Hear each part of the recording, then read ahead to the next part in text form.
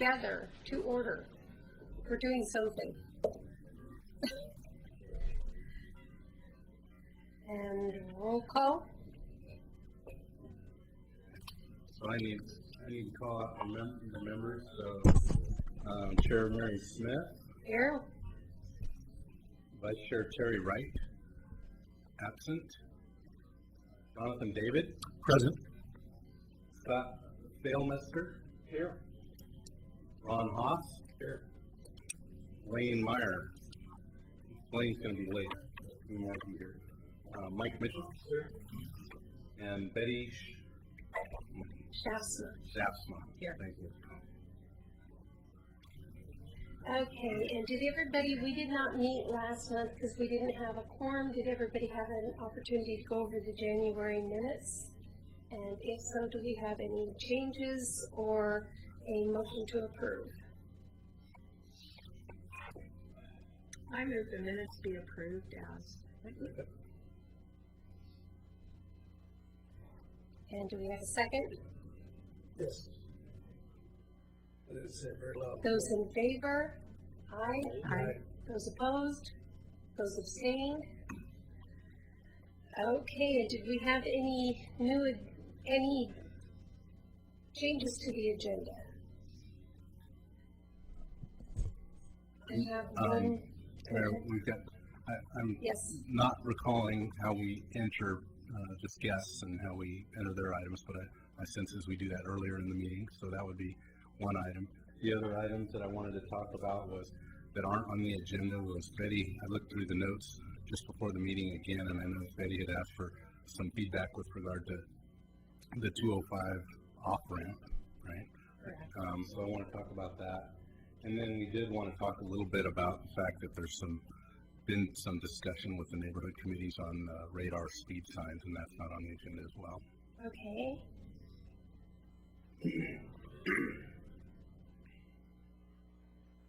And I had a question from the neighborhood about school zone signs and rules and that kind of thing, so. Anything else? The one thing that I noticed on McCord, I know that the speed sign is up in that area, but it's not working. Is that because It's lack of sun? working again now. Is it working That was again now? brought down about 3 days. Okay, Yeah, we had to do some, I think we had to replace the batteries. okay. I just noticed that. It was down maybe a week, I think, before we noticed it. Or it was, Okay, moving right along, we do have a guest with us. Would you like to introduce yourself and tell us if you... John Anderson. I live at 415 Lawton Road, Oregon City. I represent the South End Neighborhood Association. I'm the vice chair. I've been asked to come here tonight and represent some of their requests too. And I have some pictures here that kind of show what we're looking for.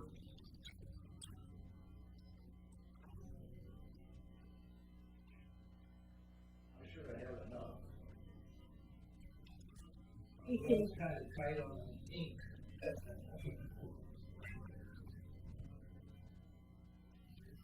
Thank you. You know, this is what we have. This is an original, Don. Do you want to give me that, or did you want to keep it?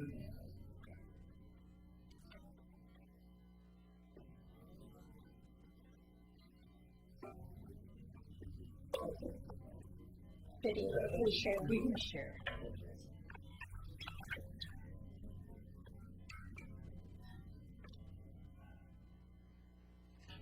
And that's what they would like to have.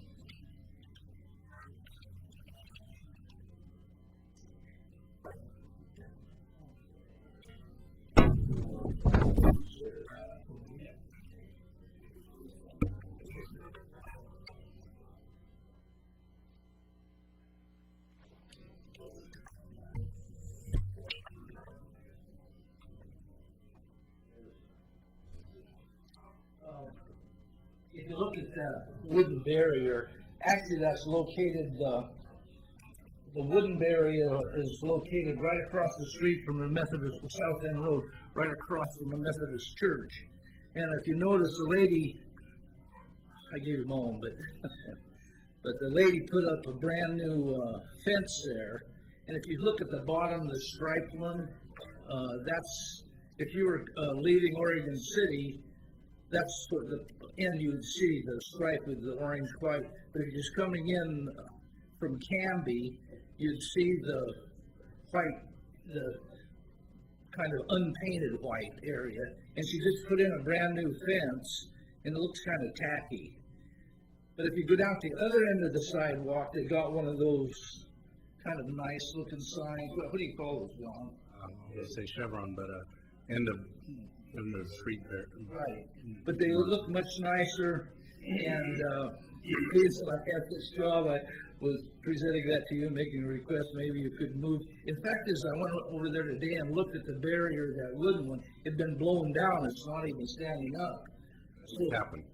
yeah, I noticed that just happened. yeah, I was there today, and so that's probably another reason why it'd be nice to have the other, so that's one of my requests. The other one is, I'm sure all of you have noticed this particular problem, and it's kind of the old people's problem. I'm talking about myself now. But this is that right-hand turn. If you were going down Warner Milne, you turned off of this street, and you're going down Warner Milne, and you're going to make a right-hand turn.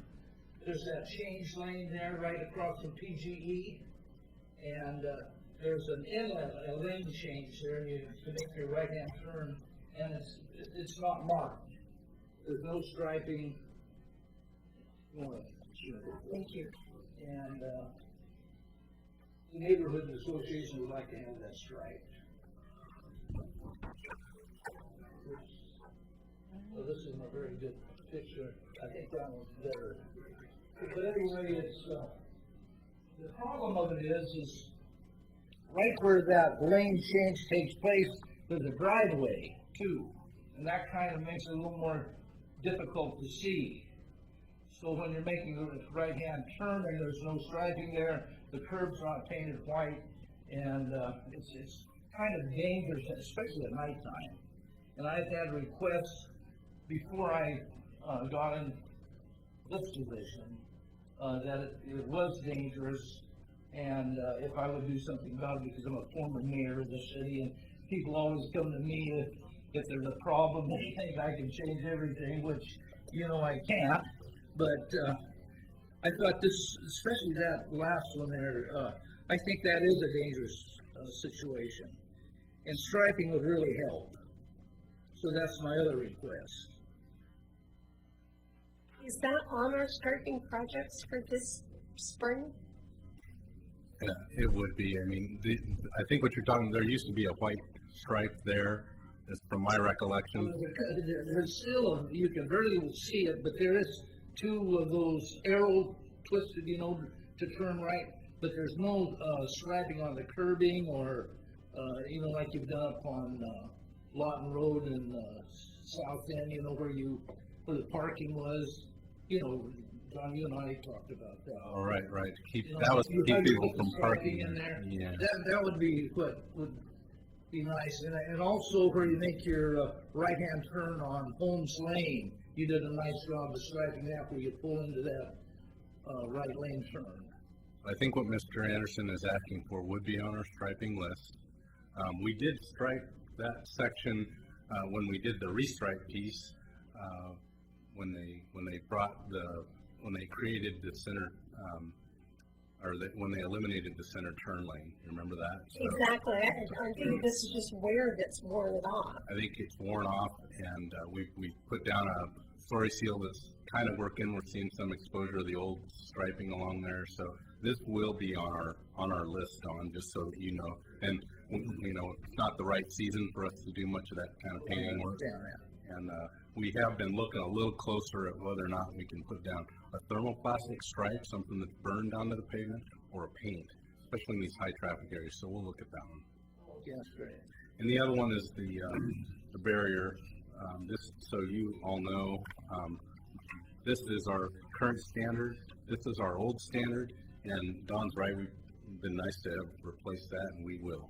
That'll be, I can report good news back to the association. There you go. Thank you very much. Follow up on They one. will think you can fix everything. Good night. so Don, I just want to make sure we're done with this I topic. wanted to follow up on one point. I think the project is on the striping plan, but the curbing probably wouldn't be on the striping plan, would it? Correct, so, Okay, but I wanted to make that clear. That the curbing probably wouldn't be painted, but, okay, because I heard that you had mentioned you'd like to have the curb painted, and I don't think that would happen with the striping plan. That's fine. So what we're talking about is an 8-inch stripe, probably a few skip lines, kind of like what we've done at other locations. That's So what I that- meant anyway. Okay. Then Thank you for bringing it to my attention. that turn lane a little better. Okay, well, thank you very much. Thanks for coming. You're welcome to stay. We're not, throwing you out.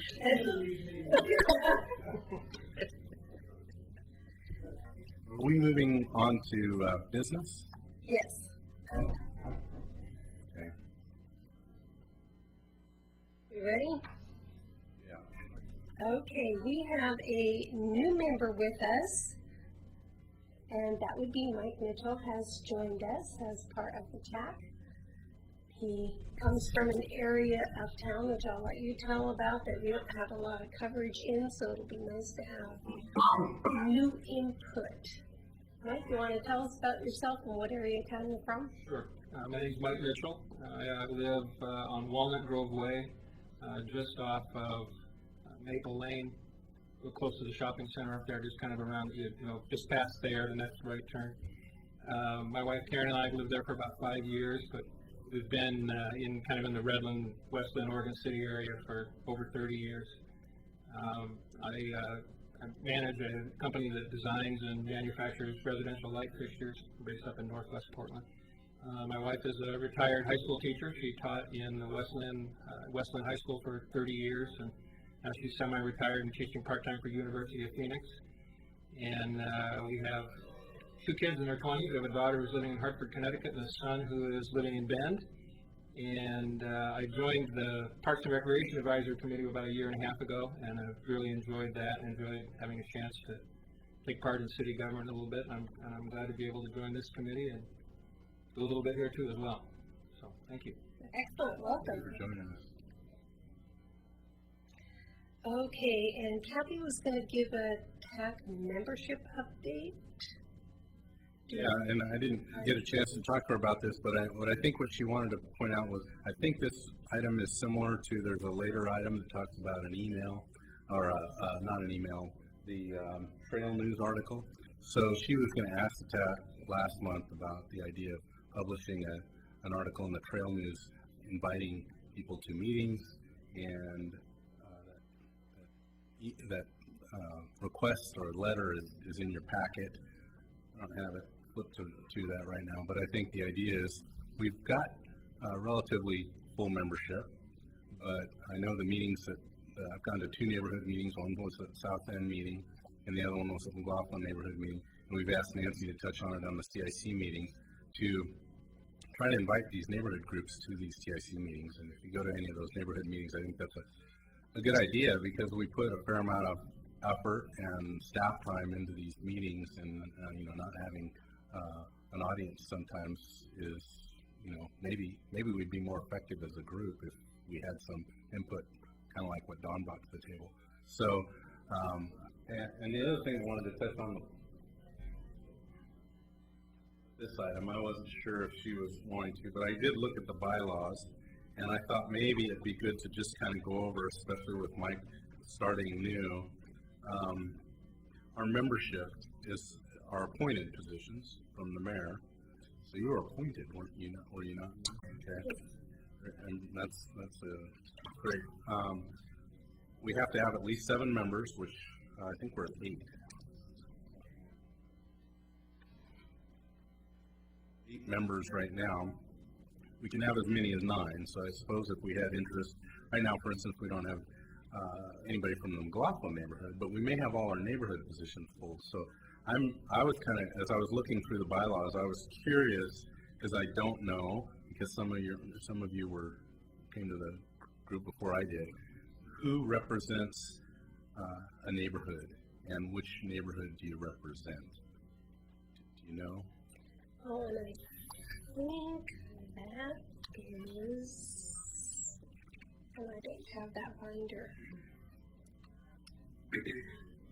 There's supposed to be 2 members from a neighborhood, 2 I members do from. believe we put Mike in a neighborhood position. Okay. Caulfield. And then two from And local Betty business owners. represents a neighborhood. Betty Betty, Shasta. okay, represents. We're Tower Vista, but we're inactive at this time. Okay. Then there were 2.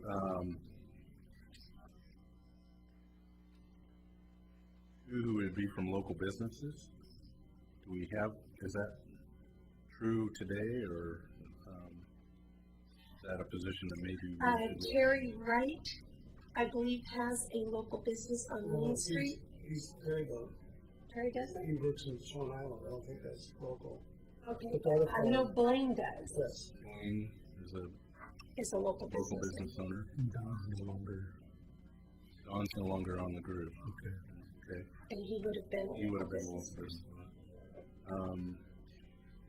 And one member, one active member Oh, of the Blaine is Wilmington also our Chamber. chamber member. Right. He's also our chamber member. So my sense is the rest of you are just members at large, which is great. And so it seems like if we were going to recruit, we might want to focus more on maybe a business owner or a chamber member. 'Cause Well, we've got the chamber member, because that is Blaine. that is Blaine. The chamber appoints or recommends that person. So then maybe our recruitment should focus a little more on local business owners. Well, local business owners or somebody from McLaughlin, because I mapped out where we live to try to get a feel for where we didn't have coverage at. And we had the area out by Fair that had absolutely no coverage, and we have got nobody in McLaughlin. Maybe seek out, maybe talk to the mayor, little mayors from that neighborhood as well. So the other good reason for that is that neighborhood meeting. Again, I went to, and we have something to share with you about some of the information they were looking for with regard to speed signs, electronic speed signs. So they're pretty active with those traffic concerns. So might be a good. So I think. Again, I don't exactly know what Kathy wanted to cover on that, but I think that's pretty good coverage.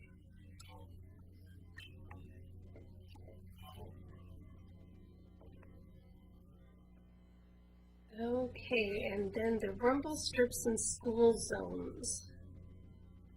And I think that was the, Mr. Fergus brought that up, if I remember correctly. He called me, he sent me an email, and I returned that with a phone call. And I asked him to come. I think, does he live on your street? Yeah, across the street. Across the street, yeah. So I think he intended to come. I don't know if we want to table this for now until he comes. Be happy to do that. I didn't, when he mentioned the rumble strip idea, I have a different take on rumble strips and school zones. That would be pretty different for any agency. But I also didn't want to discount it. So I invited him to come to the meeting. And I did come prepared to kind of defend that, but if you want to wait, that's up to you. Then let's move on and we'll come back to it. So then we've got South End Road and Gentry Way.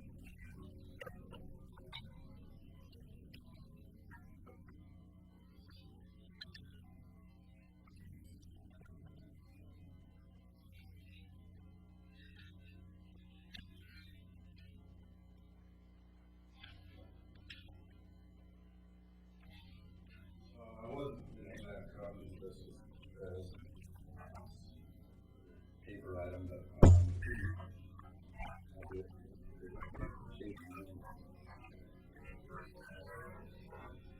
I'm allowed to do that, right? Yep.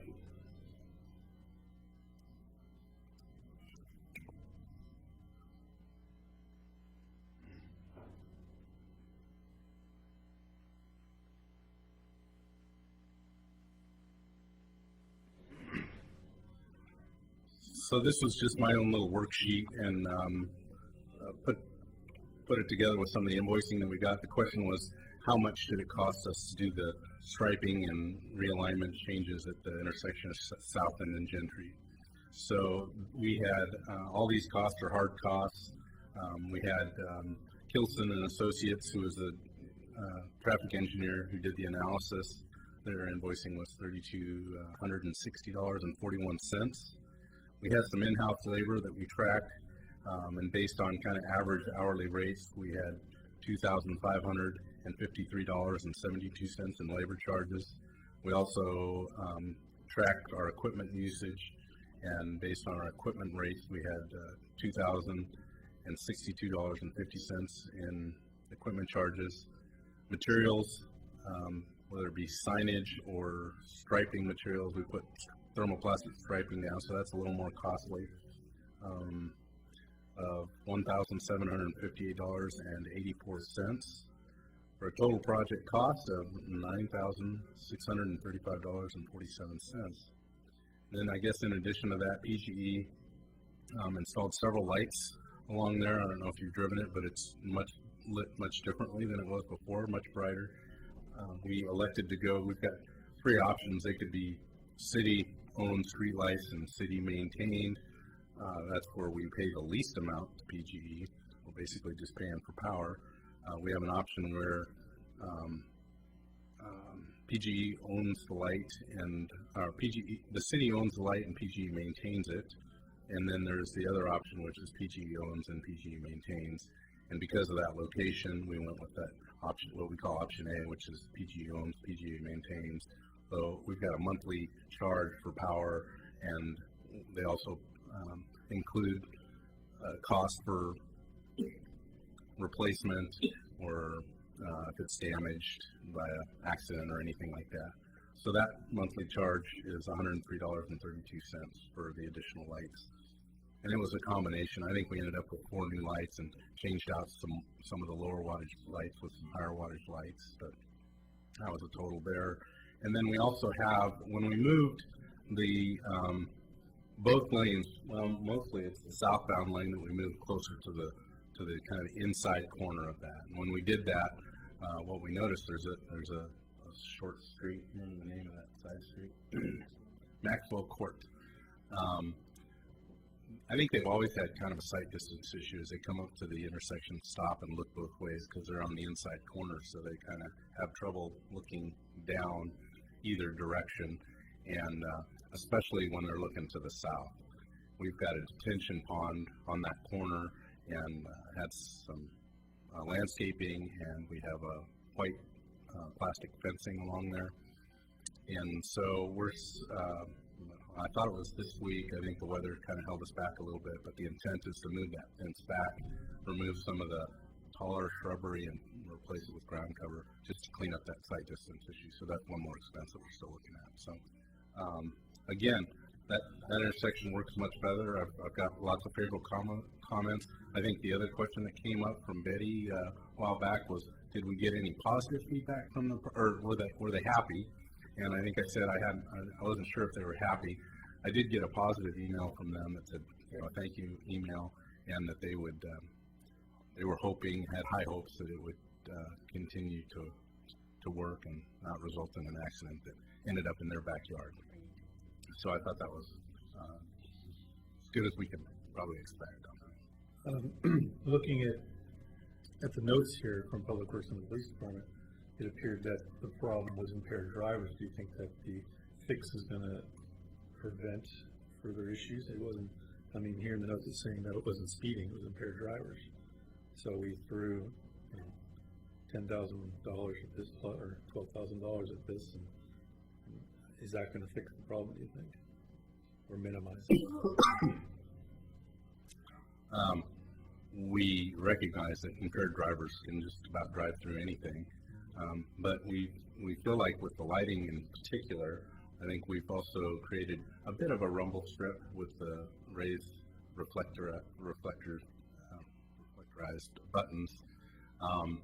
We've brightened it up with chevrons. It's a lot more obvious that there's an intersection there, and it's a lot more obvious that you're still kind of in in a urban area as opposed to a rural road. And so, no guarantees, but it sure, if someone's asleep, how you Doesn't matter stop what them. you do. And I think that was the property owner's concern was, the only way you're going to stop someone who's asleep or intoxicated is a barrier, and that was not something we supported. We didn't necessarily want to see a fatality there as a result of a barrier that was very hard to protect, an end treatment or anything like that. So I think it's the best we could do. I thought it was a really good fix, comprehensive fix. We had to do things a couple times, but we were able to recover for the most part the striping that we put down. So.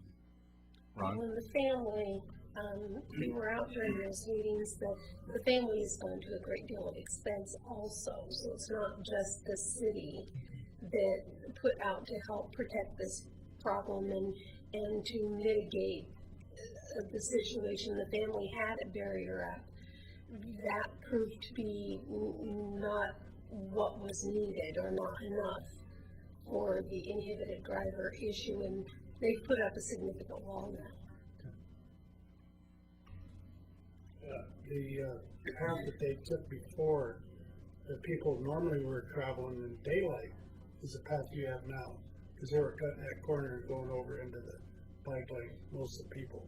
And so you change that, you've actually changed, by doing what you did, you changed the route so that the car, really impaired driver's going to hit, but a semi-impaired or whatever you want to call it, or a normal person with the traffic is going to be shooting off hit the neighbor's yard or something, but they shouldn't have a problem. I think you took the direction of travel away from their place. One thing. And the other thing that we did, I don't know if you've driven through it, but the striping isn't, it's not a nice parabolic curve through there. We kind of put an angle to it, so it's kind of obvious as you're driving down the road. You actually see the striping. So it's a speed impediment too, if I could say that. Instead of, if you round it off anymore, you're going to be people that try to go around 50 or 45 or more, whoever it might be. I'm not picking any young people or anything like that. But somebody wants to see how fast they go around the corner, because it is a slowdown right now a little bit. Okay, traffic study request from McCord and Rose Road.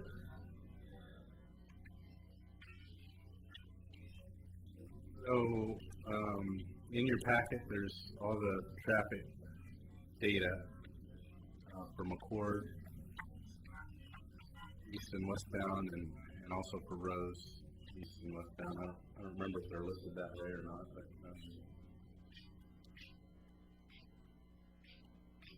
McCord is eastbound, westbound. So let's start with McCord. There's a summary sheet at the beginning of all the traffic data in your packet. We've got speeds that exceed 30 miles per hour in our 85th percentile, so we are seeing some speeding as opposed to 25 miles an hour. I think this request came by way of request for speed bump, if I remember correctly. Kathy took the request and called for the speed study.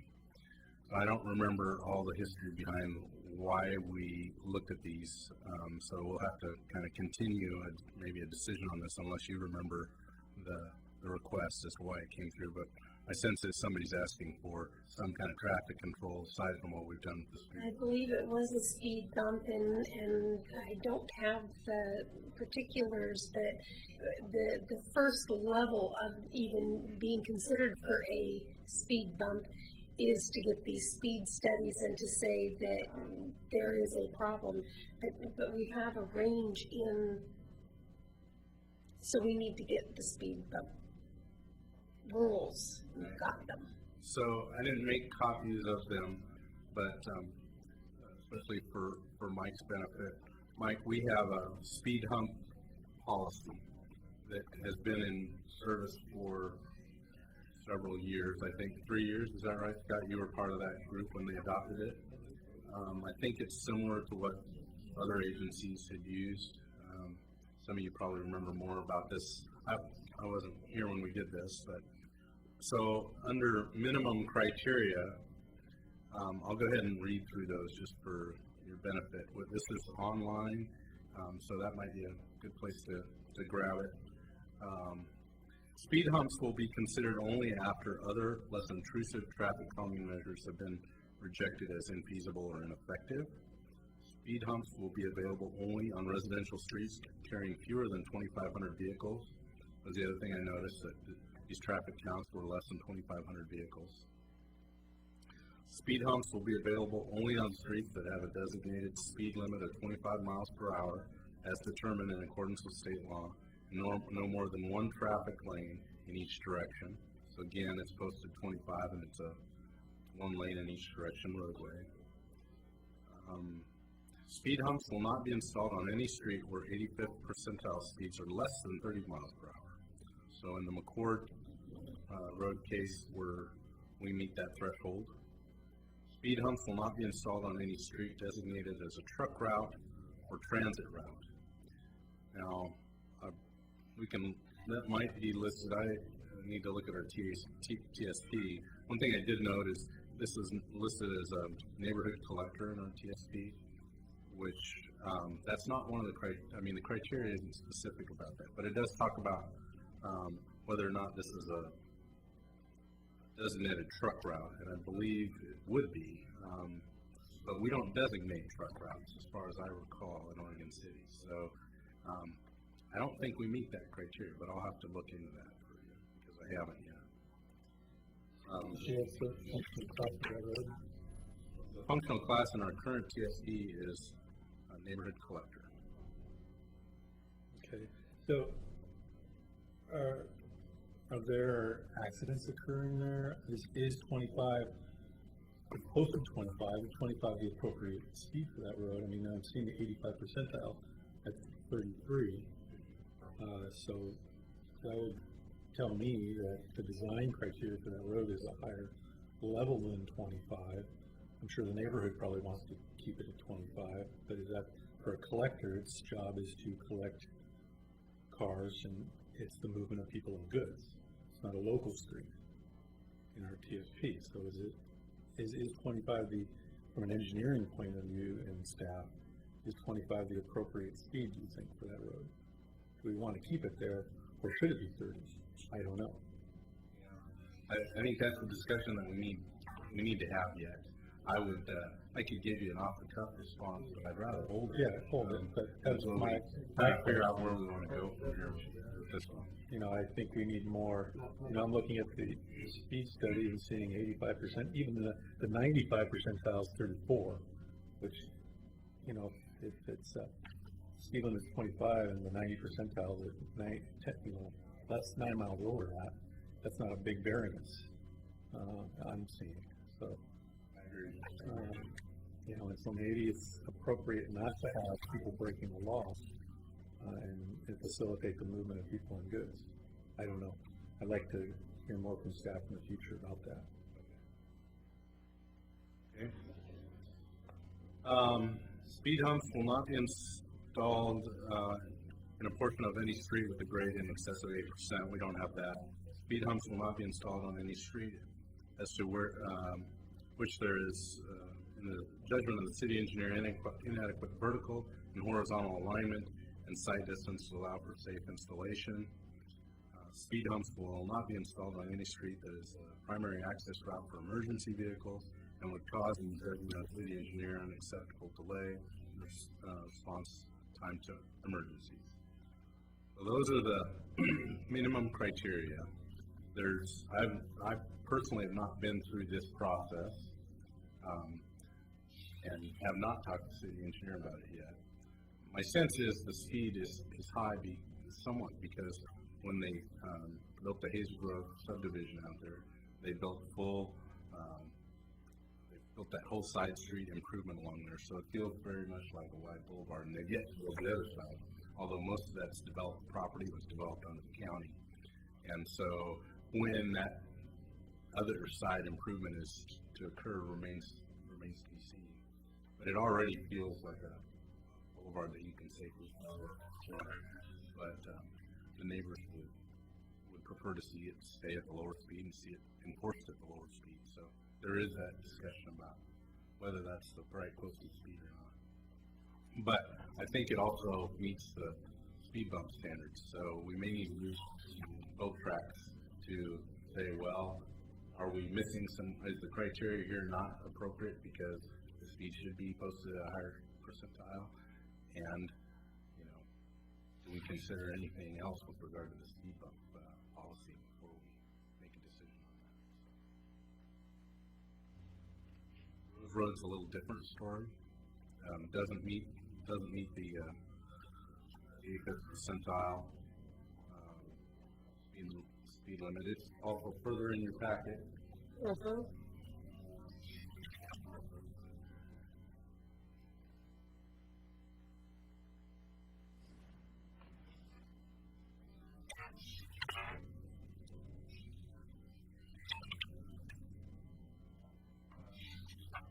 Any criteria applies. It's just we're not really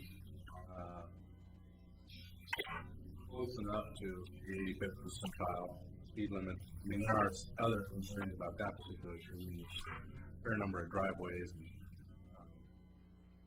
I think the main concern is local neighborhood cut-through traffic. This is the east side of South End Road, right? It's on the east, right, on the east side of South End Road. So it's the Bedford neighborhood. I mean, houses all over. frequency of driveways is pretty high. So just placing one along there would be a challenge, even if we felt like it met the warrants. But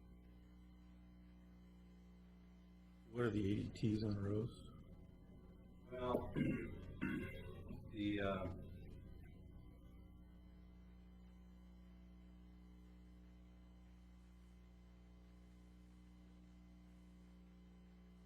on each report, there's on the far left, there's time, and then there's a total count.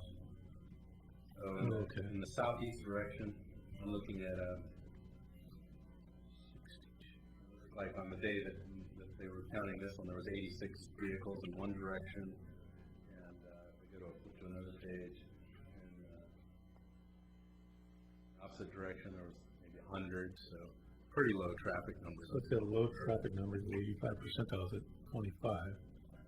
So it doesn't, and this was generated from a citizen complaint? Okay.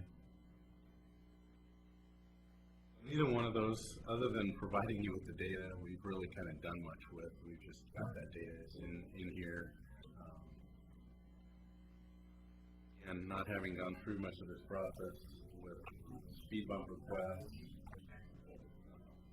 I think we just need to present it this time and come, maybe give it some time to come back prepared to give you a recommendation.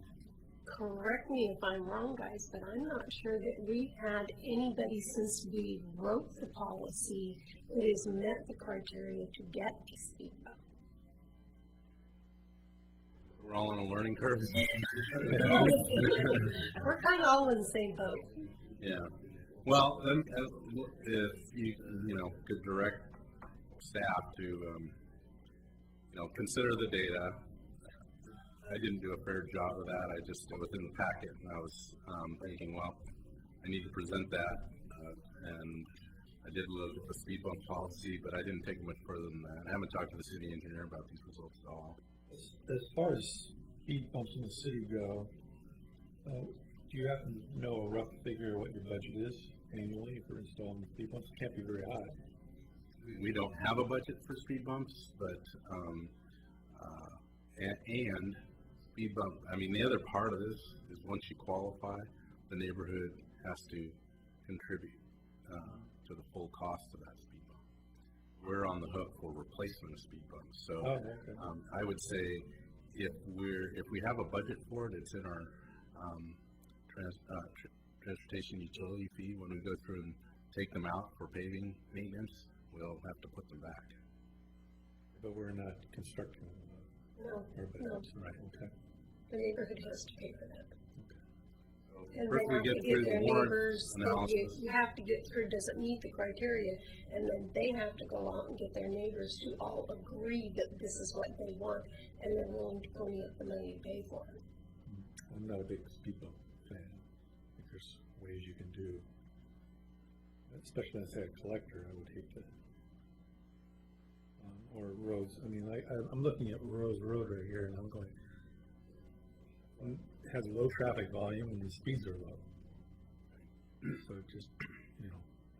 So I think those are easier to deal with because they don't meet the warrants anyway. So it's a call back to the neighborhood to say, look, your traffic numbers are low,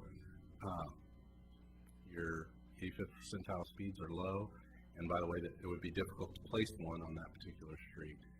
The McCord situation is a little different, but your point is well taken. Is maybe it should be posted at a higher speed limit. So, McCord though is almost has to be emergency traffic whenever they put a fire truck in the station 17 there, because that's in that area. Peace Road is growing quite rapidly. A lot of new houses in that area. That's because it's a collector. It's McCord used to be a country road. okay. It's not anymore at all now. It's getting, they're building lots of houses on it, around it. so I guess we'll contact the Rose Road property owner. That one's pretty easily dealt with, or a person who called that in. We'll get back in touch with them. This other one seems like we need to come back next meeting with a recommendation for how we think we should proceed. Okay, Re-signing. and moving on to the TSP update, which I do believe is the one that I sent out the email on and to the people that weren't here in January, so that we could be prepared to have a discussion, make a decision so that we can direct staff as to how we want to proceed. Generally, I let other people give their opinions first. This time I'm going to just jump right in here. And I think the TSP is important. And at the end of this project, we have to have success. And we have to agree we have a product that we're moving forward and that everybody feels relatively good about.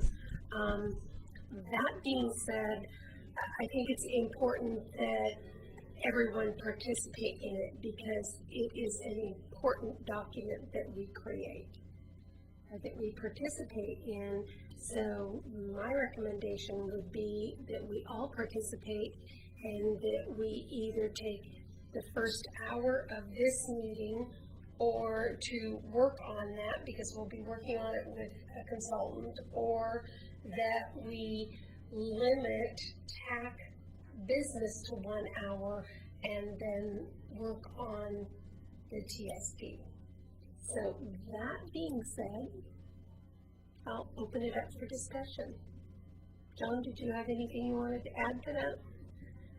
I was going to give you an update on the consultant selection process. Okay. But I can do that anytime, so you let me know if that's what you want to do next, or if you want to talk about TSP as a group. So what do you think, guys?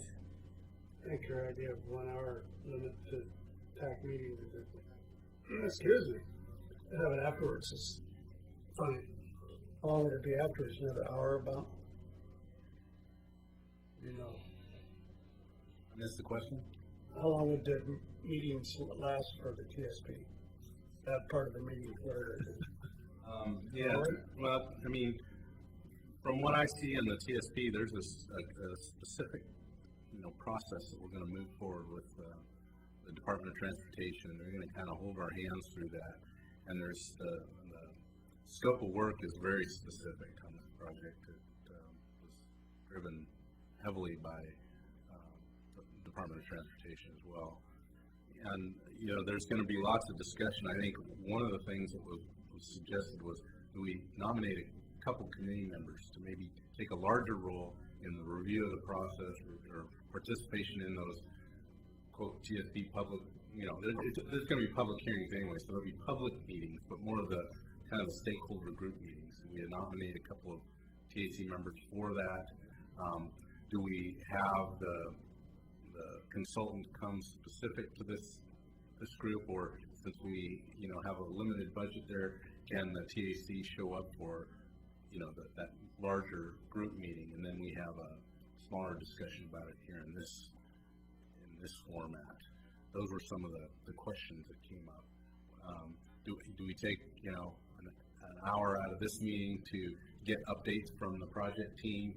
That's probably most likely the way that will happen. And how many of you review copies of proposed work and that kind of thing? That's pretty much a fair time commitment. It's probably not going to all be in a meeting. It's going to be, you're going to take that thing home and you're going to look at it just kind of like staff do, and then be prepared to talk about it and speak to questions and comments that maybe come out of the presentation that the consultant might have. So, Mary, I'm forgetting a little bit about that meeting that we had with Nancy and what kind of options there were that she gave us. But that was pretty much the options. Were we going to handle it with everybody being present? Were we going to have a committee that worked on it and then bring back reports? When we worked on the TSP before, we worked on it as the complete TAC. The big emphasis is that whether we do it with a representative committee that works on it and then brings updates back, or the entire TAC works on it, at the end we have to agree and have a product that we move on. We can't come to the end and say, and the TAC say, oh, well, we don't like what you did, so we're not going to sign off on it. In the past, how much public participation was there before the TAC gave it their blessing? Or did it go for the TAC first and then it went out for public review? The last transportation system plan. Well, I see lots of stakeholder groups in that document that gave me the impression that there was a fair amount of input. I have not seen anything that shows kind of where the TAC chimed in. At what point in that phase TAC chimed in. But, to me it was like, what commitment level do each of the members have and willingness to kind of review some of the memorandums, some of the drawings, some of the details that are coming out of the various tasks that are required of the consultant. So how many of those deliverables are you willing to take a look at yourselves and then bring back to this group and dedicate time to talk about? And if everyone on the group is willing and interested in looking at those deliverables and then dedicating an hour of your meeting to talk about those things, then I think that's good direction. That's great direction. Then we know we need to get that information to you in a timely manner, and we need to look at it. Now, the rate at which this stuff comes through and that you're asked to respond can get a little tenuous at times. It's like any other project. It's like, oh my gosh, we've got a deadline to look at this that's prior to the next TAC meeting. So how do we deal with those? That can get a little complicated as well. So there may be a need for a special meeting that brings the TAC to the table to have that hour-long conversation. And if that's all of you, I think that's great. If you want to appoint a couple of key interested people who are wanting to dedicate a fair amount of time and study that was another option, was it not? Yes, it was. Okay. I know staff's going to be looking at it pretty hard, so it's just trying to get stakeholder involvement so that it doesn't feel like a staff decision. It feels like we've got buy-in from volunteer groups just like this one. That's my big concern is going a little bit overboard on the stakeholder groups, because making sure as many people as possible have some input into the process, because I've been bit in the past really hard myself by residents saying, oh, I didn't know. I'm sure you've heard that too, all of a sudden you've got building a street to collector street standards when you've been on a residential street. So I think it's not in this packet, but my recollection is it's been in a packet. Kathy's provided the scope of work for this TSP update in a previous packet, I'm pretty sure. It surprised me. It does have a fair amount of community input, and I mean, that's what we're interested in as well. So, I'd like to put in my 2 cents. I think for this committee, the most important document that we're ever going to review is the transportation system plan. That's our bread and butter. And I think the whole reason for being here is to have our input. The whole reason for being here is to have input on the transportation system plan. So I'd like to maybe have all of us take a good hard look at it. That would be my druthers. That's the whole point of us being here, really, is to try to drive the transportation system plan for the next 20 years for the community. And I think that's our job. I would agree with that. You know, we're here as a committee, and if we have to put in extra hours, then I think, you know, that's our commitment to this committee. If there's a special meeting, I don't have a problem with it. I don't know what he's getting into. I think I understand enough to know what you're saying. It sounds like that's the document, that's the skeleton that we're trying to hang everything else off on. And if we don't have that, then we're just putting out fires instead of following a plan. So, yeah. Just so you know, my transportation system plan, well, first of all, it looks at our classifications. It's going to look at street design standards, you know, what kind of streets we want for local neighborhoods, you know, so it'll review all that and make new recommendations. It also lists capital projects that the city should be looking at for growth, and it estimates those projects. It you know, speaks to prioritization of projects. It prioritizes them. It is the Bible by which cities live by when they're talking about transportation improvements. So anytime there's a question about whether or not we should, if we're going to do a boulevard project, what, you know, how many lanes should it have? Should it be signalized? Should it be stop controlled? They update our model of how our traffic routes go, and it's based on Metro modeling. So Metro has specific indicators that say where our growth numbers are going to be. It's pretty, I mean, it is probably the most important document I will have been involved in since I've been with the city. You know, a lot of our master plans, whether they be utility or transportation, are getting dated. This one's ready for an update for sure. So it's a very important document, and it establishes what, for instance, system development charges. If you know what those are, they're you know, what a homeowner or business owner will pay to develop their property, and it's based on traffic counting usually, and it's also based on that capital list of projects. So if you've got a long list of projects and they're costly, your FCCs likely will be higher. So it's, yeah, it has a huge impact on the city for the next 10 to 20 years. So good thing. So what I'm hearing is full-on commitment, dedication of time to talk through your review of those materials, dedication of time to edit your meetings if we get updates from the consultants as well. So, Scott? At this point, you're the only voice we haven't heard from. Sounds good to me. We haven't done it 7 years. So that's what you're hearing. okay. We will be there. And we'll do whatever we need to do to be prepared. What's the time period we're dealing with? So, Start to finish that. yeah, so on February 3rd, we had a kickoff meeting with the Department of Transportation planning staff that kind of oversee the funding, and oversee the consultant, and oversee the city, and do all those kind of things, help us through a comprehensive selection process. And then on the 16th of February, we met. So we looked at what were basically statements of qualifications from, I think, 6 consultants. It's a TGM grant. Yes.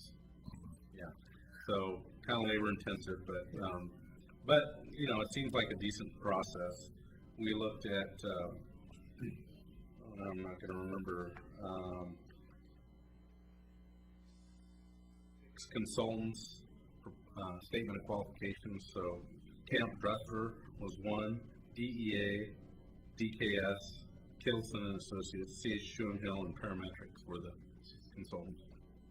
And we had consensus that DKS was the right company to move forward with submitting a proposal. So I have not heard and did not get a date specific that they would actually be, you know, submitting those proposals and sharing them with the city, but I think that's in process. The the only schedule so far that I've seen, because the consultant will build that, was somewhere in my notes here. We need to spend all that funding for the transportation system plan by June of 2012. So, you know, we've got 15, 14 months kind of to do the work, and it's a lot of work. I mean, just kind of looking at the scope, it's a pretty tight timeline, and based on how quickly they wanted us to review this, I mean, I think we got a weekend to do it, to get through the statement of qualifications for each of those consultants. So they were interested in keeping it on track and on schedule, and they seemed pretty focused on the schedule. But they didn't share much more detail than that. Okay. I can, you know, we'll probably have enough. Well, we will. Well, this will stay on the agenda, and we'll have another update next. Questions on that?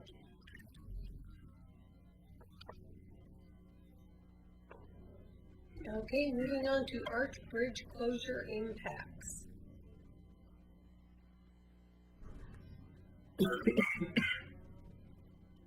Well, trying to think if I had.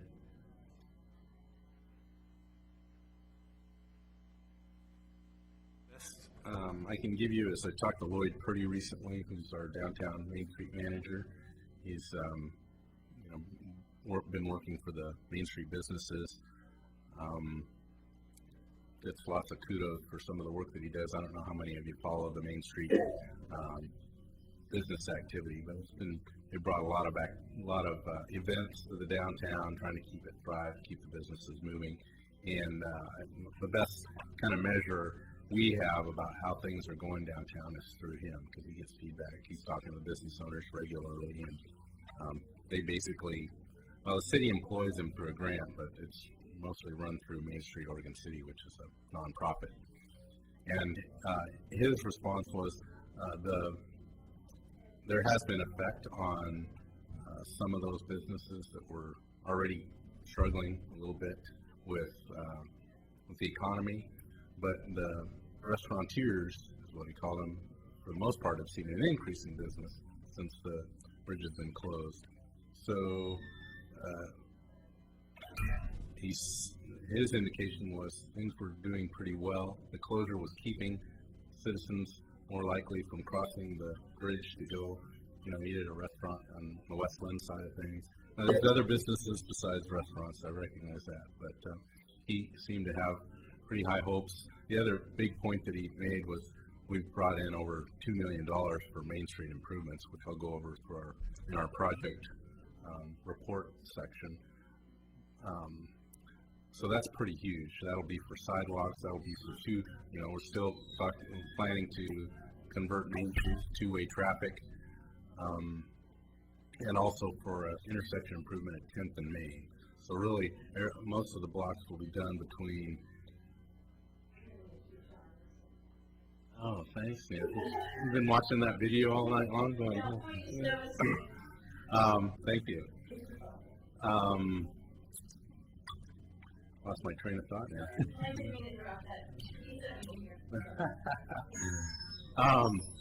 We brought in $2 million for projects on Main Street. Yeah, so we can go through that in detail, but it's that's a big deal for Main Street. Huge.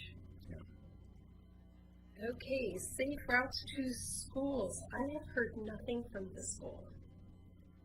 Have you heard anything? Yeah, this was on the agenda. I think it needs to continue to stay on the agenda. There's not a lot to report there. We haven't, actively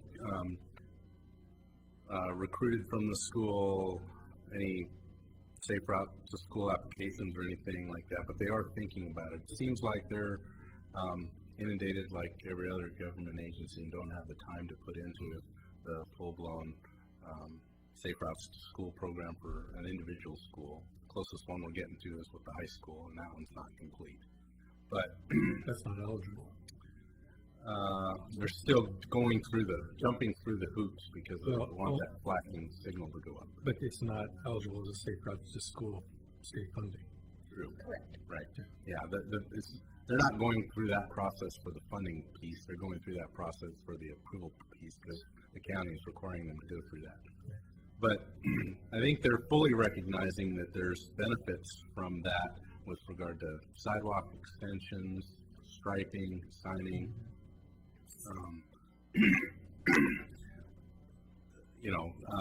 Last week I met with Ted Thornstad, who's school district, and the principal from South End neighborhood. I don't know if you folks have taken or heard about complaints, but pickup and drop-off time, we're seeing backup traffic on South End Road.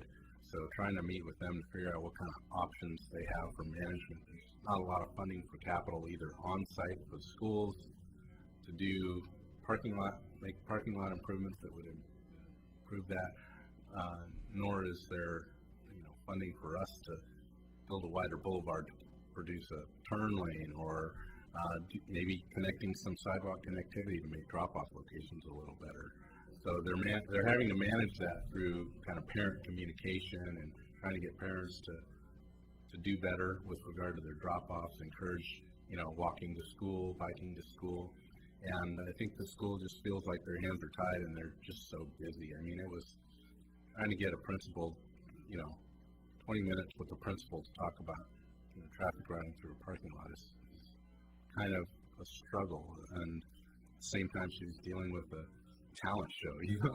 It was kind of comical, but I think the school district recognizes that there's funding to be had there. We've done some things with sidewalk inventories. We can do some great things with our JAS mapping, and all those things lend themselves well to a nice application for Safe Routes to School program. But we haven't gotten there yet, and I think we've let them know that we're willing to help. I think that needs to be generated. I mean, most of that needs to come first from the school. I think that the people picking up kids has increased dramatically in the last 5 years, tremendously. The enrollment. Especially at South King McLaughlin. I don't know all the numbers, but again, the principal at South End was clear that their enrollment numbers this year are down about 50 from what they were the prior year, but yet their traffic congestion problems in the parking lot have gotten more problematic. So something's broken there, and a lot of it's communication with the parents and I think it's communication on the television and hearing about kids disappearing and things happening around schools. I think it's a climate for not necessarily for the city, it's a climate for the nation, really. I'm also on the Safe Routes to School Advisory Committee with the state, and the majority of the projects in this particular project also, I think, if it's a project that's not on school property, probably the school's not going to be that aggressive in pursuing it, even though it's in the best interest of their students. And typically I'm seeing, when reviewing grant applications, it's coming from the local jurisdictions. And sometimes finding a champion at the school is tough. So it is an interest, something that we've talked about and set as a goal, even though the school districts or the school district is desiring that, they're kind of lagging a little bit. I think there is some documentation that we would need to get from the school to complete the application. Mm-hmm. So I feel like we are trying to take the lead on that, but there's a staff time issue as well. I recognize that. And it's a tough one. Yeah, I think direction I've gotten from city engineer and just our own internal staff is how much of that can we handle. But I think there's some low-hanging fruit with regard to some of these schools that might be a short section of sidewalk, for instance. Mm-hmm. That's a really good one that I see. Yeah. Or some multi-use paths. I've seen quite a few of those. So that's the update. Any other questions? Nope. Okay, trail news article, which you kind of talked about earlier. Yeah, I think that was just wanting to get your buy-in on sending that trail news article, which I think Kathy jumped to the conclusion that you probably wouldn't be upset with her if she published that. So that's in your application packet. South End Road speed zone request. I attended a neighborhood, the South End and Hazel Grove Farm, I think. That neighborhood, they have a joint meeting, and there was a resident in the neighborhood who attends a fair amount of neighborhood meetings who was asking about the idea of reducing the speed along South End. South End stays 35 miles an hour until just about Hartlow Road. Yeah, and that's where it goes to 40, and it stays 40 all the way out to 99E. And his question was, could we look at a speed zone reduction that started closer to the city limits, carry that 35 miles an hour through the school zone. Well, if it's school zone, it's going to be 20 miles an hour, but through that school zone, and then it wouldn't necessarily ramp up to 40 miles an hour again. In the end of the school zone as you're coming into town for a few hundred feet, and then back down to 35. So. Talked to the city engineer about that. I think we were in agreement that that was a reasonable request, not going to be difficult for us to submit an application for to the state, let them make the decision. So that application started. Kevin and his group have kind of helped put that together, and I just haven't really reviewed it, and we haven't sent it off yet, but that's something we're planning to do. So I just wanted to let you know. Excellent. High capacity transit.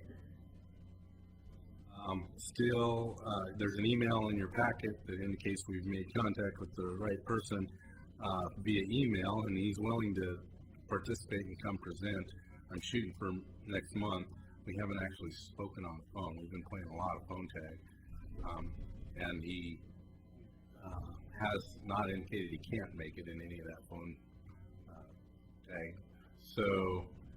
My thinking is that'll be a major agenda item for next month. Excellent. Okay. The timing of that coming together is Now, really good just before we get into the TSB. We might, the other thing that we might talk about is, some of our past members, Nancy Walters, Don Slack, I know they were really interested in that.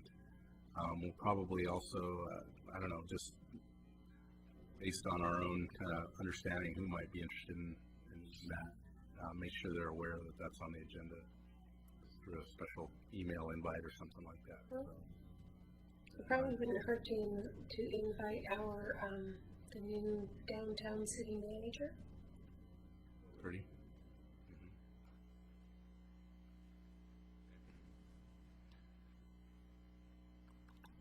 I added this next item on the list just to let you know I intended to, I might have included the email.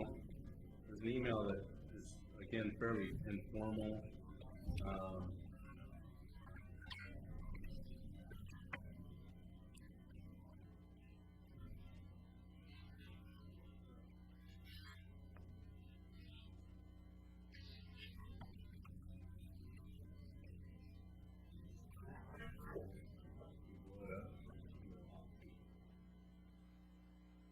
Yeah, it's in here. It's kind of got the crosshatch. It's an email chain towards the back of your packet. To an email to Suzanne Dagnese from ODOT. This is something that I attended it was actually that trip down to ODOT for the Beaver Creek Road speed study that we went to. So the Joe Merrick, Clackamas County traffic engineer, and myself were talking about 99E, and we talked about the idea of creating an 99E through Kenema, creating a 3-lane section instead of a 4-lane section. So most of 99E until you get to Oregon City stays 3-lane section or 2-lane section. So the third lane being whenever there is a third lane, it'd be a center turn lane.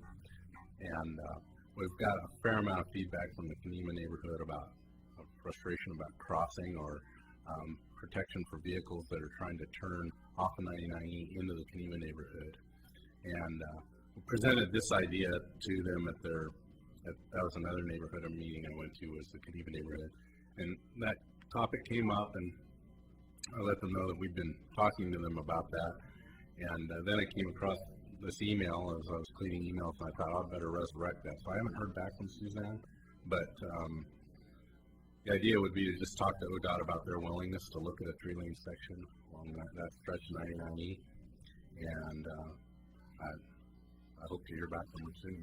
So that, I just wanted to let you know that conversation was kind of hopefully moving forward. Would that be a one, sorry. Would that be a 1 lane south and 2 lanes north? It'd be 1 lane in each direction with the center turn lane. Oh, the 3 lanes that way, okay. Just so you know, I'm working on the 1R preservation project through that section. So it could align itself pretty well. We have to come up with a striping plan probably.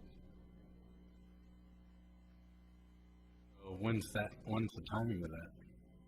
Well, suppose I'll get a bid in August. August, so that means they don't get built till next year? Probably. But they're all paving jobs, so they might be.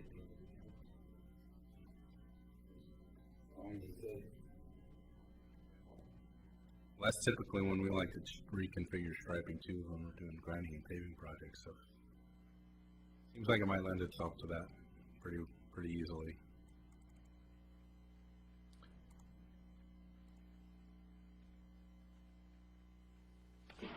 Very good. Okay, and before we get into the construction projects, because we have a number of them, you want to jump down and talk about the 205 off-ramp?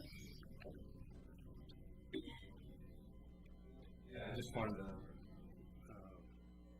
let Betty know that when you brought that up, I did call the state and talk to their signal monitoring group, signal maintenance group, and they assured me that they were looking pretty hard at that ramp.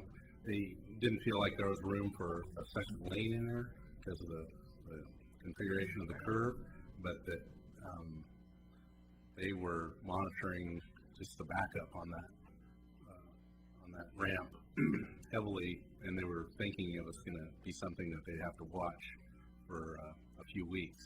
And I use it pretty regularly too. Haven't seen too many problems there at all. So concern was that we'd have so much traffic kind of using that off ramp to get. So if you were headed north on 205 and wanted to come into Oregon City, that ramp would stack up pretty heavily. And I think it depends the time of day you travel for the backup. Yeah, but I've been at pretty peak travel times, and it's not been bad. Good. Fair amount of traffic through there. So I think they're doing a good job with that. Was my main point. Exit 10. Exit 10 is the Highway 43 exit. We were talking about the one at this would be the next exit. So exit. If you have traffic coming on from Westland, two different places. If there's no real reason to get off on the Highway 43, it would create a big backup for us. It was the next exit, so it's the Oregon City 99E exit. Well, actually, I come through there about 5:10 at night, and people just seem to have become accustomed to moving over to the left, even though they're going over the, whatever you call them, the turtles, the bumps, to get as far to the left as they can, so people that want to go to the shopping center or go to Gladstone can still get past them. So it kind of feels like people are accommodating that. It was real comfortable no matter what time I've had to do it to get through there. So anyway, and I think they're doing a good job on it. Thank you for checking on that, John. Okay, radar speed signs.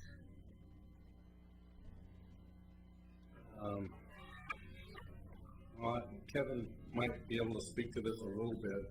We just want a request came from the McLaughlin neighborhood that I come and give a presentation on our radar speed signs. We have 4 of them, and we've been moving around town every 3 to 4 months. I think we've tried to narrow that to a 3-month schedule. And so McLaughlin neighborhood was interested in knowing how many of those that we had, what our policy was and procedures. And it's been pretty informal for us.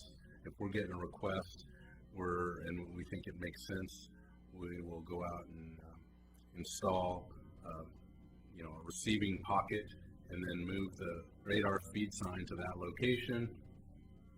And after 3 months, move it, right? I can't remember, I think we've got 7 or 8 of those locations installed. So, we've got a list, that we track as to where they are and the date that they were installed, those kind of things. But we haven't been inundated with requests for new locations for those radar speed signs. And we also let them know we budgeted we buy one of those about one a year, and we're going to budget for another one this year. And we don't have a sense of how long they'll wear out, but so far they seem fairly trouble-free with the exception of the one on McCord, and we had to buy a backup battery for that one.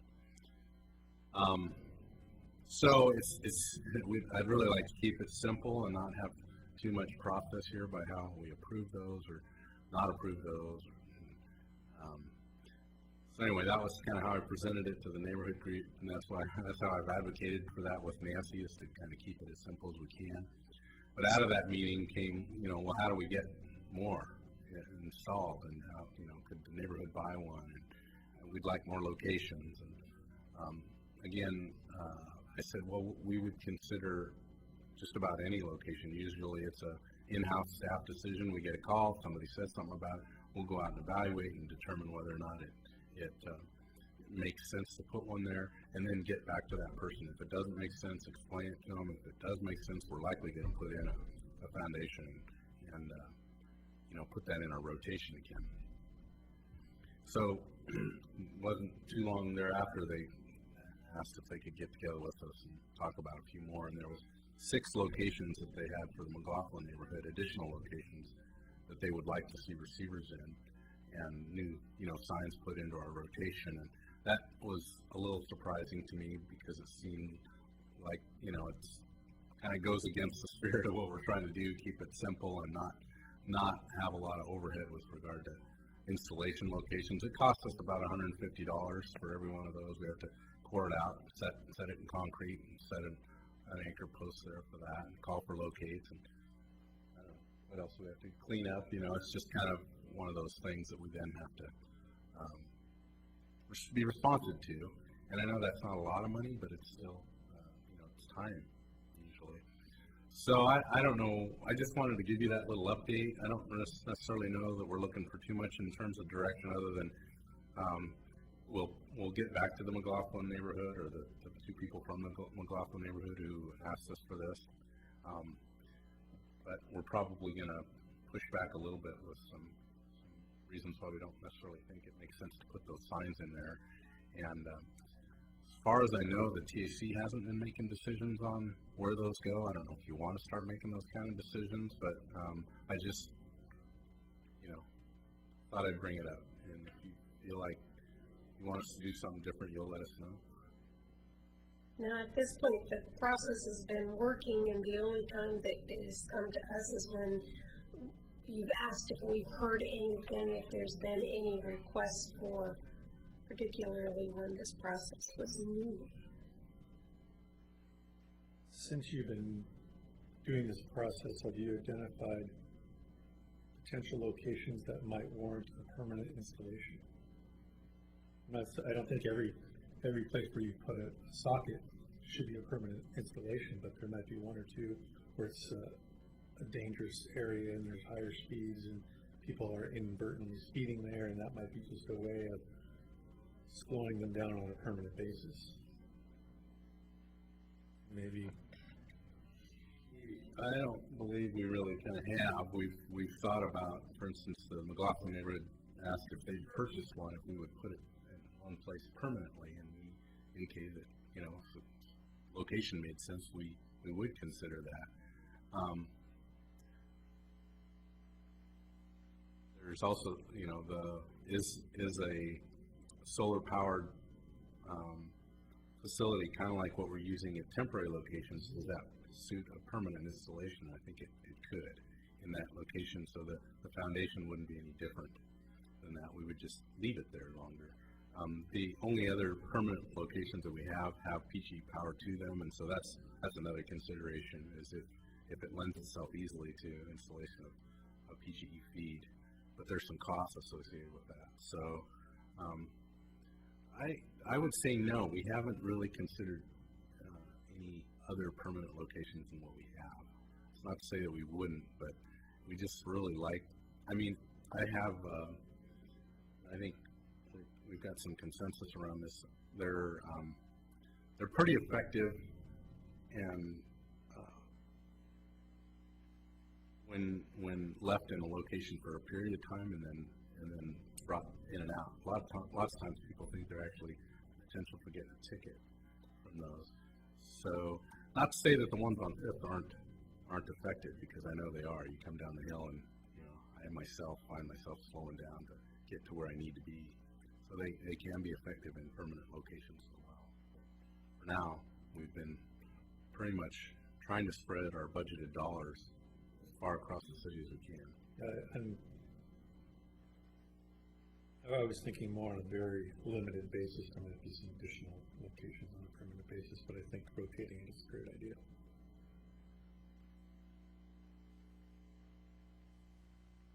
Okay, school zone signs. This one actually came to me from the neighborhood, and it's the school zone signs they were inquiring about are on Warner Parrott Road on either side of the crosswalk. If you're driving east on Warner Parrott towards town.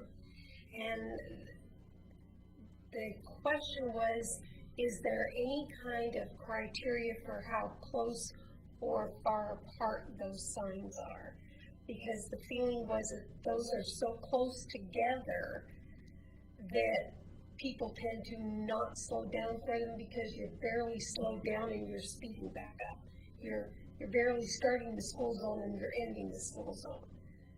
And so that was the question. Could that be looked at? Is there any kind of criteria? Do they have to be, 100 feet apart or 50 feet apart? Or is there any kind of criteria? You want to talk to that at all, or you want me to?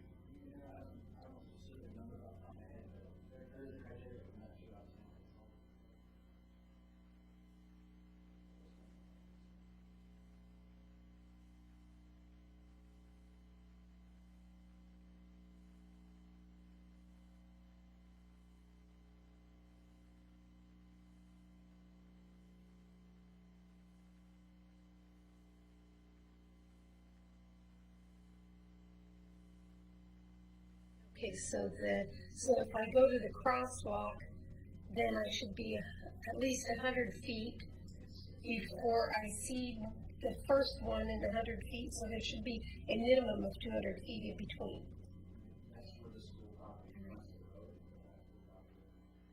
Correct, it doesn't.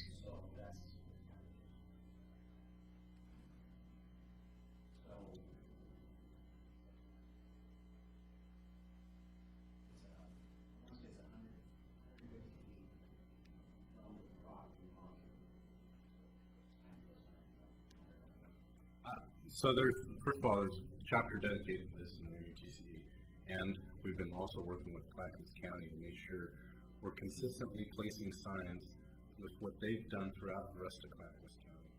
So that, again, the biggest piece of this for me is consistency.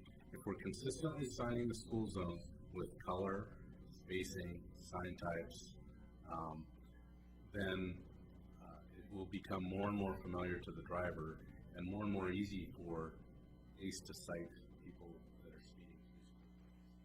So all of our school zones, with the exception of some of those that are a little odd, for instance, Holcomb, this one here you're talking about, the properties don't necessarily front their section of the roadway if there's a crosswalk there or something like that. It kind of feels like a school zone. That little section, is that King Road? King Road. It's really just a public right of way there. The school property's back back at the end of King Road. So we've used the right-of-way of King Road, which is maybe 60 feet wide, and then we've stepped back. I want to say 200 feet, but whether it be 150 or 200 feet, we've been consistent about marking those locations there. So for that location, we might end up with, let's say it's 150 feet, 360-foot school zone, which seems pretty short, but the crosswalk is included in that. We've, I think that one's posted when children are present. That's the big difference. So if it's adjacent to the school zone, then it's during school hours. If the roadway is adjacent to a school property, it's during particular school hours. In a situation like this, it's when children are present. So we think we've signed that appropriately. We specifically asked the county for some direction on that one because we knew it was going to be short. I don't remember the specifics on distances, and I don't know that there's a minimum distance, but we'll look at that first. Okay. Even if Because even if the things measure out to 300 feet, is there a 500-foot minimum that school zone needs to be? We may need to look at that. When you're westbound, the signs on the westbound side are farther apart than the ones on the eastbound side. And that's what caught people's attentions. These are like here, and these are like here. Some of that is from existing signs, maybe short some of them are, but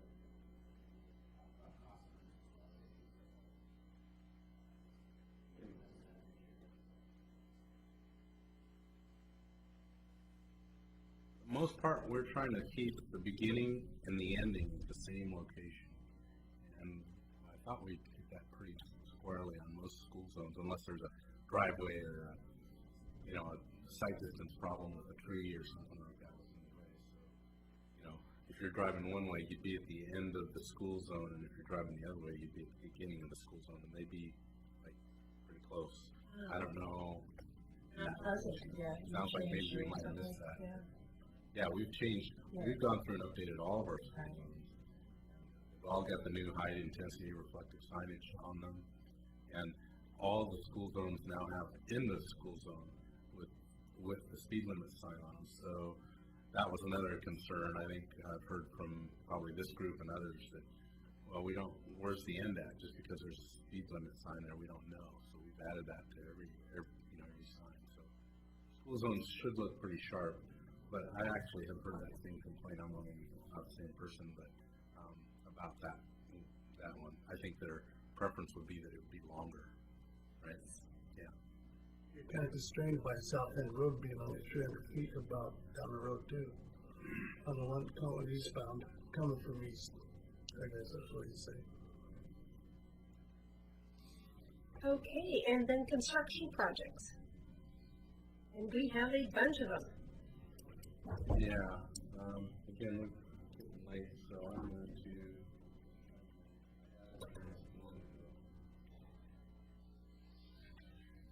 So the Jug Handle project,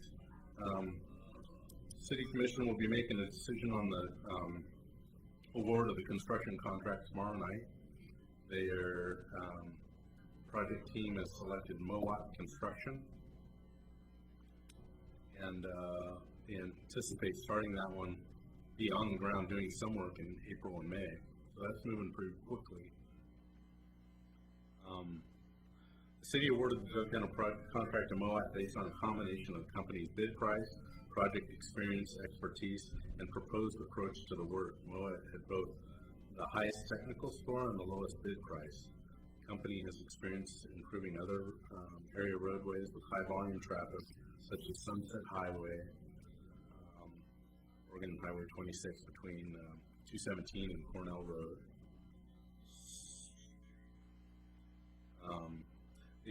The other piece about this project is the city had included a secondary bid piece, which was for improvements between 205. Well, they were going to include all this. So let's see, who's in a portion of the improvements plan for the Redland Road Highway 213 intersection will be constructed as part of the first phase. There was some question about that because of the cost. They weren't sure if they were going to be able to afford to do that. Looks like based on the bid pricing, they will be able to afford that. So the city has asked the contractors to bid on the widening and restriping of Redland Road, along with construction of the junk handle improvements, in hopes that the current funding would cover the cost of both. Now that the bids are in, the city expects the widening and restriping of Redland Road near Highway 213 intersection to occur concurrently with the junk handle improvements. And then just mark your calendars, because Thursday, May 5th, will be the groundbreaking ceremony for that project. I'm guessing that's going to be, the governor's going to be there. That would be pretty big. And several others. So, plan to show up. Usually we put on quite a shindig for those groundbreaking ceremonies.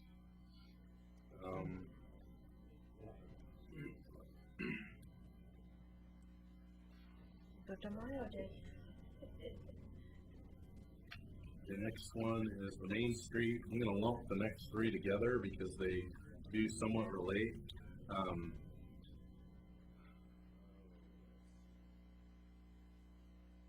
I know we're about 2.5 million that we've received from, we may be getting close to 3 million, right? I don't see an exact number, but for Main Street between 5th and 10th. So that's pretty surprising. I think Nancy deserves a lot of credit for that. Kathy deserves a lot of credit for that too. They put together a lot of grant proposals, and Nancy's got a lot of good relationships with, I think, some of these ODOT people that make those decisions, and was able to secure a fair amount of money. Obviously, they recognized that closing the bridge was having a significant impact on Main Street. So anyway, there's three projects really. There's the two-way traffic project, there's the sidewalk improvement projects that include sections of sidewalks between 5th and Main. There's also some sidewalk work on a few of the side streets. And there'll also be some limited utility work that's going to be under those sidewalks. Since we don't want to have to dig those up later. We're not going to be able to fix the utilities out in the roadway portion. We just don't have the funding for that, and we're not getting the funding for that. So it's going to be kind of a piecemeal with regard to utilities, but still we'll have new sidewalks and new utilities under them, new water services, those kind of things. So that should be a good move. The Main Street piece, the sidewalk piece between 5th and 10th, there's a design schedule between March and September of 2011, and there's several steps as part of that. They hope to bid that in September, October of 2011, and have construction underway from October to September 2012. So there's a lot of phasing that goes into that, and trying to keep property owners and business owners with access to their buildings. So staging and kind of moving that along is going to be a bit of a challenge. Again, he listed the cost for that one at $2.2 million. They said that the goal is to complete the work before the bridge opens. There'll be new LED street lighting, so part of that grant funding was based on reduction of energy consumption. So new LED street lights. They'll look. There's a process that there have been some stakeholder meetings, and they're selecting an antique-looking street light, so keep that period lighting standard. Recognizing it's going to be very disruptive, but the idea would be to continue to let traffic flow through there and keep access to businesses. So that's one component of it. There was some discussion about adding 10th to 15th on that, on Main Street, and that's kind of been tabled for now. It's not something that we're going to move forward with. That will be later. The Main Street two-way conversion, that's probably something that's going to happen a little bit quicker. We're looking for final comments from ODOT soon. We've hired Wallace Engineering to do the final construction drawings and get ODOT approval. Construction should begin at the end of April and May and last about 4 to 6 weeks. they really kind of have to focus on I don't know if you noticed on Main Street, there's fold-outs there, so they have to kind of cut those back. There's going to be some parking meter changes. Kevin's crew removed some trees down there. They're removing Little Island at 6th and Main. I don't know if you remember that Little Island, but that's also going to be, or they'll be removing that. So that's fairly straightforward project. It's mostly going to be signing and trying to implement that. It's going to take a little hand holding. I think getting people back to using two-way traffic on Main Street might be a little bit of a task, but we recognize that. We'll focus on that pretty heavily. There are also some circulation improvements that have been discussed that would talk a lot more about how traffic will move once it comes off the bridge, when the bridge is open. And there's still decisions to be made about how they would do that. For instance, 7th Street, would that be two-way traffic? Would they allow a left turn lane when you come off the bridge there at 7th? Railroad Avenue, is there potential for two-way traffic? Those are other questions that are kind of yet to be completed.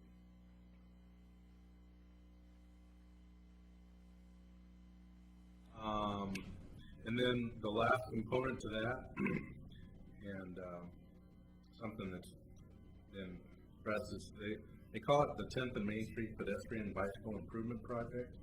So there was another grant for that.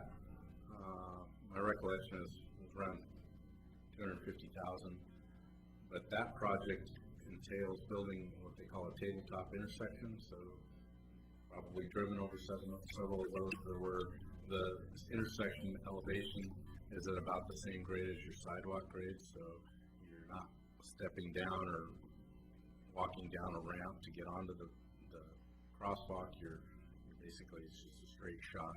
It would be concrete and probably something decorative.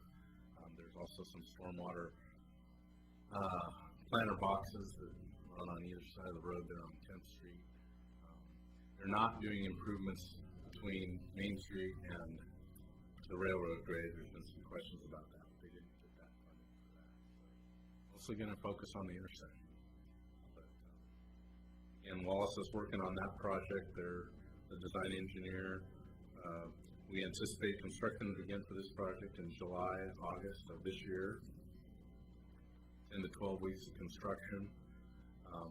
The big challenge with that is constructability. So we recognize that, and I think we've got some good experience dealing with that.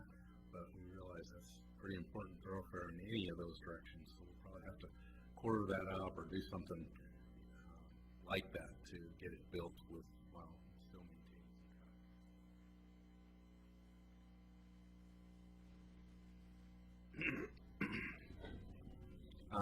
2010 roadway construction projects, that's the Leland Road project. I know many of you use that road. We finally finished the majority of the stormwater work, at least the stuff that's in Leland Road. There's one more manhole to be built on Highfield, but that's out of the lanes. We've been fighting weather and complexities. We fought for months utility conflicts at that Leland-Highfield intersection. So we feel a lot better about having completed the storm drainage work. Now it's finishing up the shoulder work and getting it prepped so that we can pave it when we finally have some decent paving weather, hopefully in April or May. So that's what that one's at. The 5-year pavement maintenance plan, just to let you know, we held our first meeting.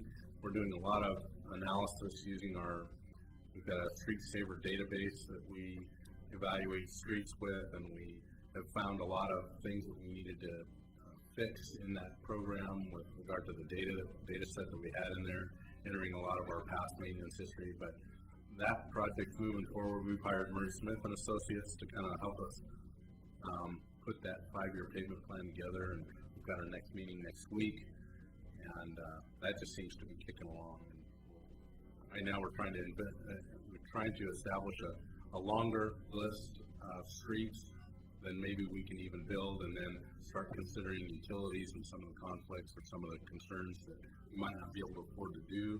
So we don't want to, the goal is to have a pavement list that's aligned with our ability to fix utilities underneath it. We don't want to fix a street and then, in the next 5 years, come back and have to tear it up for utility projects. So that's what that 5-year pavement maintenance plan is about. So I think that's moving forward on a timely way. I already talked about Main Street 2-way conversion, 2011 roadway reconstruction projects. We're working with a consultant, Wallace Engineering, on their firm that's on our list we use pretty heavily on figuring out what we're going to do in 2011 and getting price estimates for that. Bidding that this summer and constructing that this summer. It's another project that's underway. And I think that's all the projects. Any other questions? Oh, I guess the other thing with that last project is, that's another one. Wednesday night we'll be asking the city commission to adopt award a contract for the design work, not the construction work, but the design work. Very good. We are busy. Busy. Did you want to talk about rumble strips or put that off till next month in hopes that the interested party will be here? Yeah, I think we should put it off. Unless, yeah. I think we should put it off. It's almost 9 o'clock. Sounds like a plan. Okay. If there are no objections, this meeting's adjourned. Thank you everyone for coming.